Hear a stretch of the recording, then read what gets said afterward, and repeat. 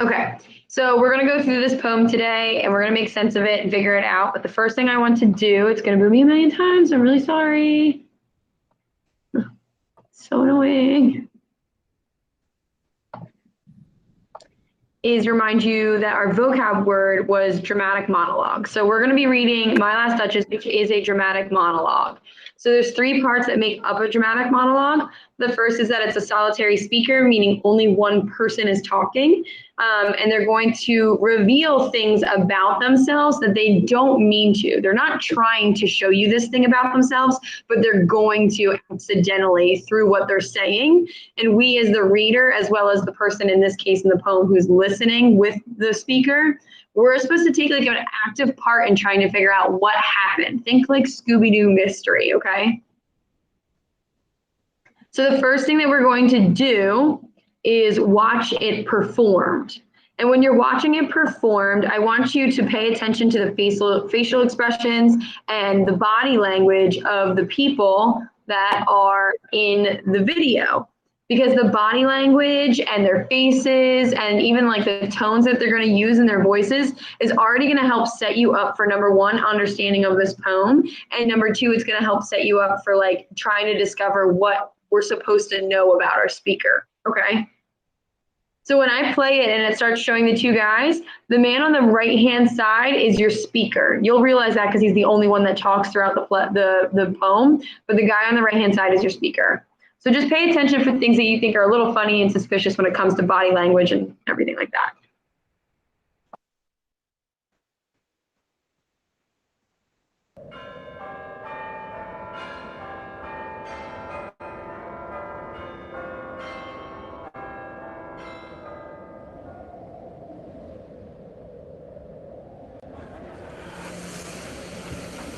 That's my last Duchess painted on the wall, looking as if she were alive.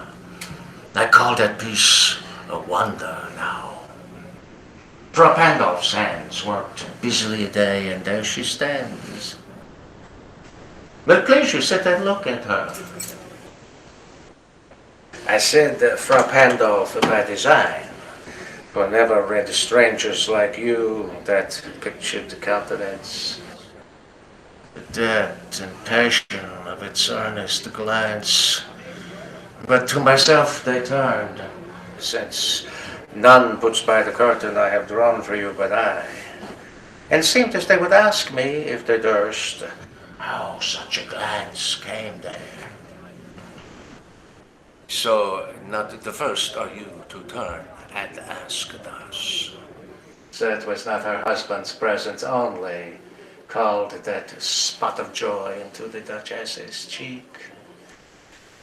Perhaps Frau Pandolf chanced to say, her mantle laps over my lady's wrist too much, or paint must never hope to reproduce the faint half-flush that dies along her throat. Such stuff was courtesy, she thought, and cause enough for calling up that spot of joy. She had a heart, how shall I say, too soon made glad, too easily impressed. She liked whate'er she looked on, and her looks went everywhere. So it was all one. My favor at her breast, the dropping of the daylight in the west, the bough of cherries some officious fool broke in the orchard for her, the white mule she rode with round the terrace. All and each would draw from her alike the approving speech, or blush at least. She thanked men, good, but thanked somehow, I know not how, as if she ranked my gift of a 900 years old name with anybody's gift. Would stoop to blame this sort of trifling. Even had you skill in speech, which I have not, to make your will quite clear to such an one, and say just this or that in you disgusts me. Here you miss and there exceed the mark. And if she let herself be lessoned so, nor plainly set her wits to yours forsooth, and made excuse, And then would be some stooping, and I choose never to stoop. Oh, sir, she smiled, no doubt, whene'er I passed her, but who passed without much the same smile? This grew. I gave commands, then all smiles stopped together. There she stands, as if alive. With pleasure rise, we'll meet the company below then. I repeat, the count of your master's known munificence is ample warrant that no just pretense of mine for dowry will be disallowed, though his fair daughter's self, as I avowed at starting, is my object. They will go together down, sir. Uh, and notice Neptune, though taming a seahorse, thought a rarity, which Klaus of Innsbruck cast in bronze for me.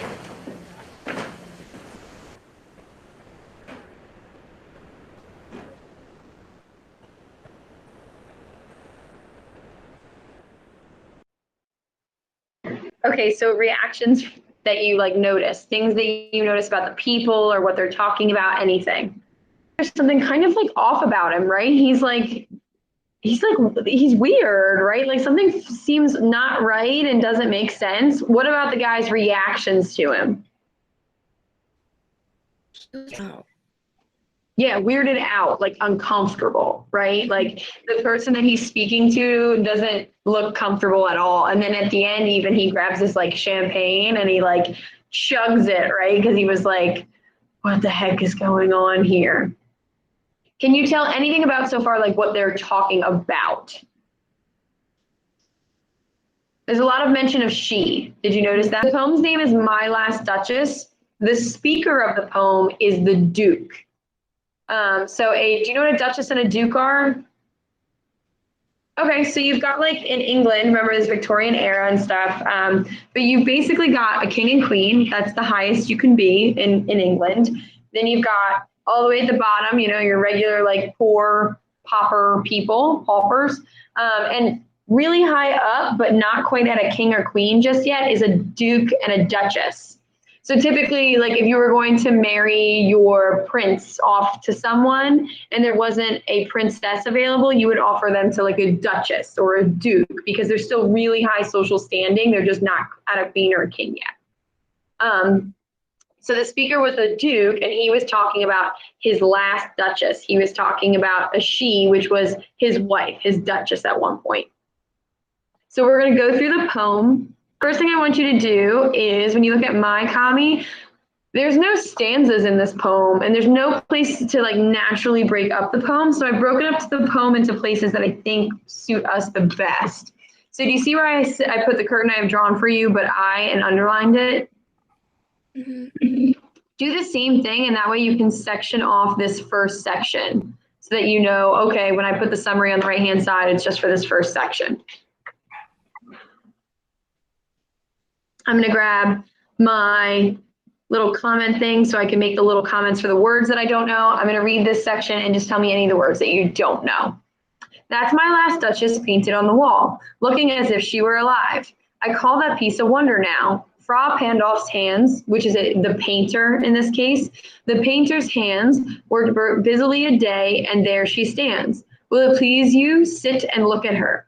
I said, Frau Pandolf by design, for never read strangers like you that pictured countenance, the depth and passion of its earnest glance. But to myself they turn, since none puts by the curtain I have drawn for you but I.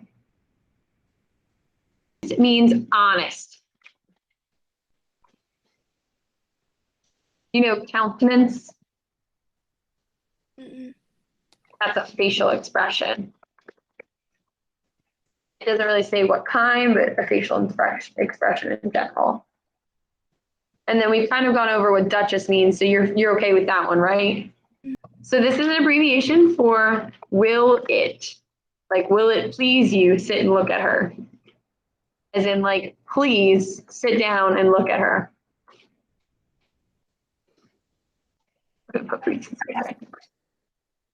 Okay. I'm gonna grab my text box, put it to the right. We're gonna work through this. So that's my last Duchess painted on the wall, looking as if she were alive. So what is the Duchess in?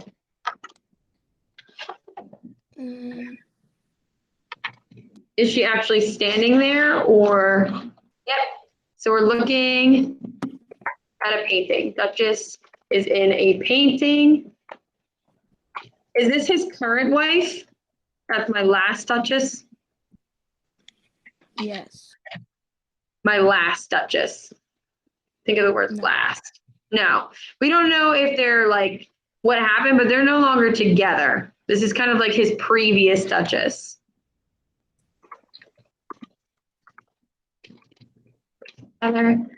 Looking as if she were alive. That's a little weird, but okay. I call that piece a wonder now. So is this a very good painting or is it a crappy painting?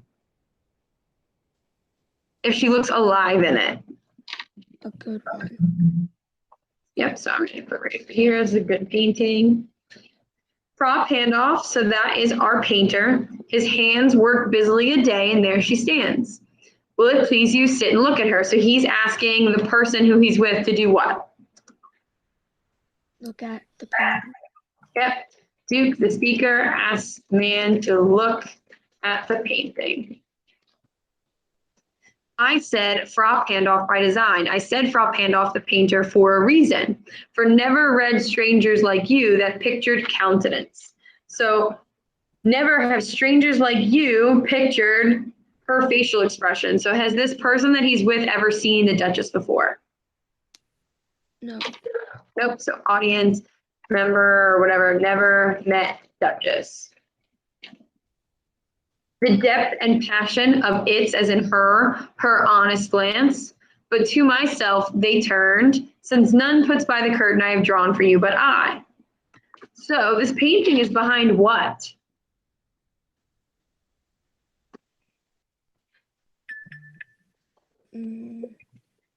Since none puts by the curtain I have drawn for you but I. Behind curtain. Yeah, so painting is behind the painting is behind curtains. And who's the only person allowed to move the curtains?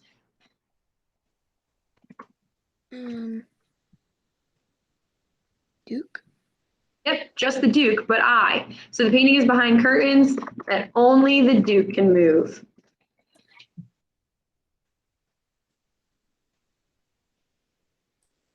Make sense so far?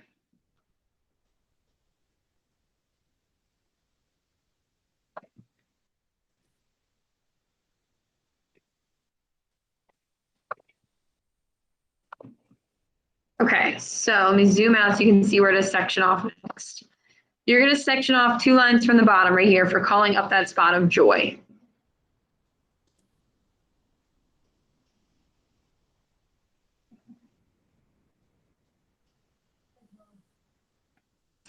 I'm going to grab my markup so that I can make little dots every time there's a word I don't know. And same thing, I'm going to read it. Let me know words you don't know. And seemed as they would ask me if they durst, how such a glance came there. So, not the first are you to turn and ask this, sir. 'Twas her husband's presence only called that spot of joy into the Duchess's cheek. Perhaps Frau Pandolf chanced to say, her mantle laps over my lady's wrist too much, or paint must never hope to reproduce the faint half flush that dies along her throat. Such stuff was courtesy, she thought, and cause enough for calling up that spot of joy. Courtesy. Yep. Yeah. So courtesy means like polite. It was polite. Do you know what they mean by mantle laps over my lady's wrist too much? Mm-mm. You know what a shawl is? Like a lady's shawl? Yeah. Okay, yeah, so picture like a mantle was just a way that what we used to say shawl now. So it was just like this fabric thing that the women would use to cover up when they were cold or just to cover up in general. So a mantle means a shawl.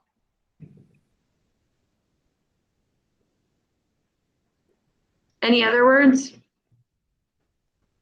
Mm-mm.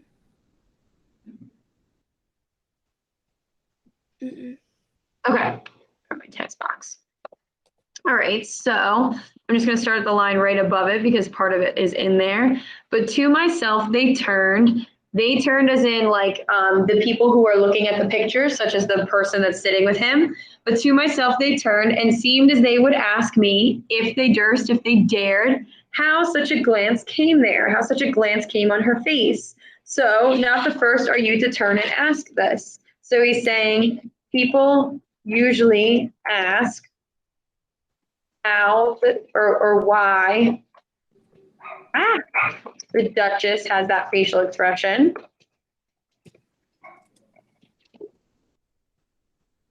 And now here is where we start getting important tidbits. He says to the person he's with and to us, "Sir, 'twas not her husband's presence only called that spot of joy into the Duchess's cheek." So what is a spot of joy that can show up on your cheek?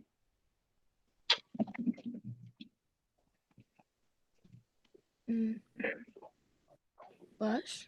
Yes, perfect. She's blushing. So the Duchess is blushing. That's the spot of joy. And he says, "Sir, 'twas not her husband's presence only that created that blush." What's he saying?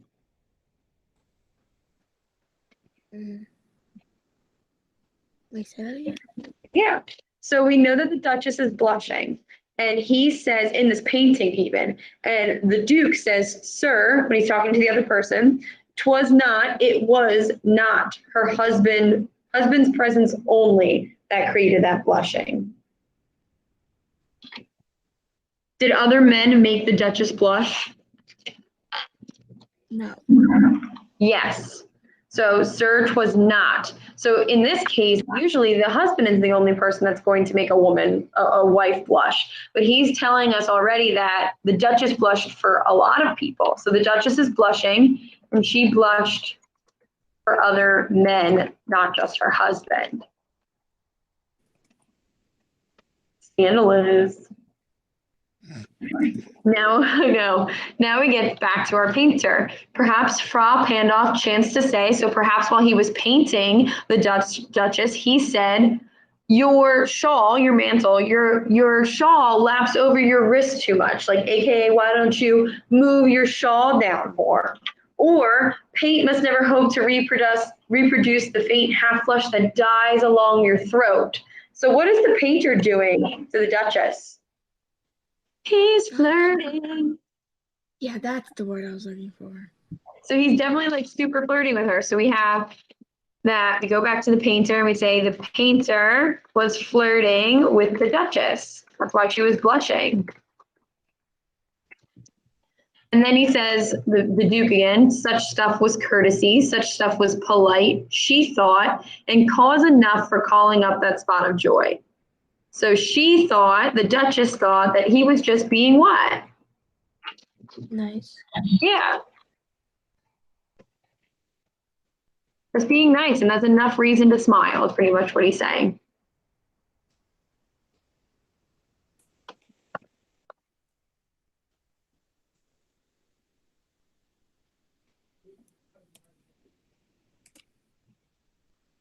Now we're going to section our next spot off. So if you scroll down, it's going to be right here. It's about halfway through the page. With any, it says, sorry, I'm like, there you go. "With anybody's gift, who'd stoop to blame."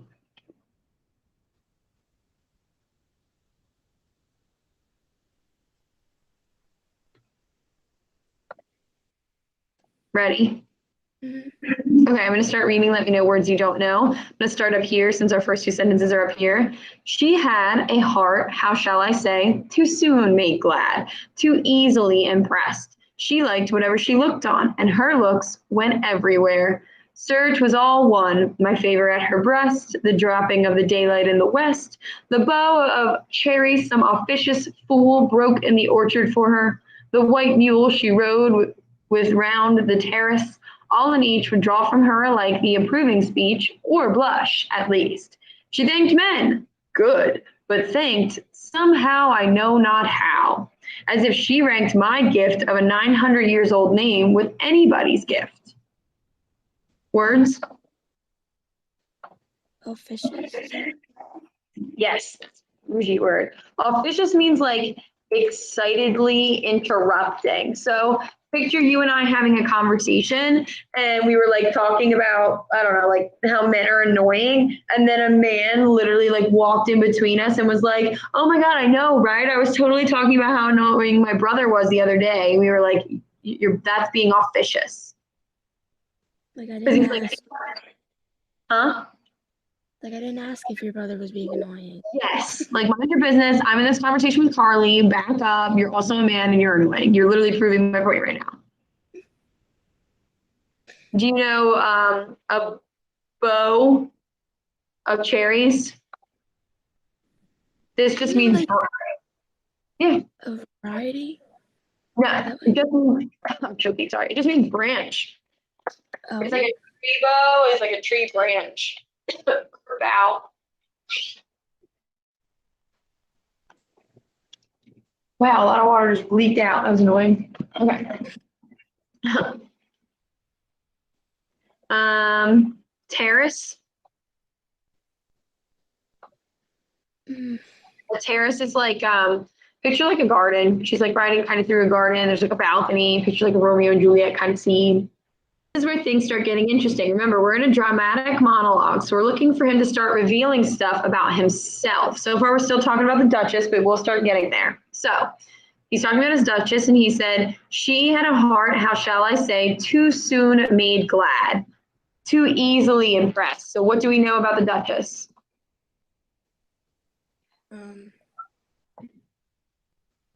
they're very like Carly, you're too soon made glad. You're too easily made what? What's the synonym for glad? What does glad mean?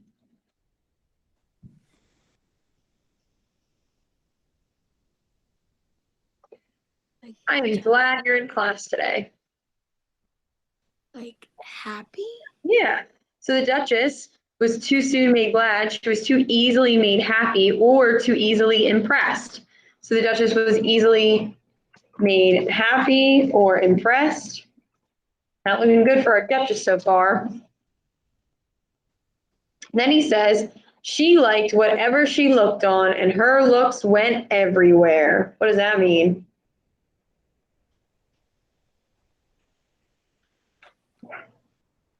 She liked what she was doing, I guess. So I'm the husband, right? And that's like me going to my partner and being like, you love looking at everybody else and you love looking at them. Like, what's he looking at?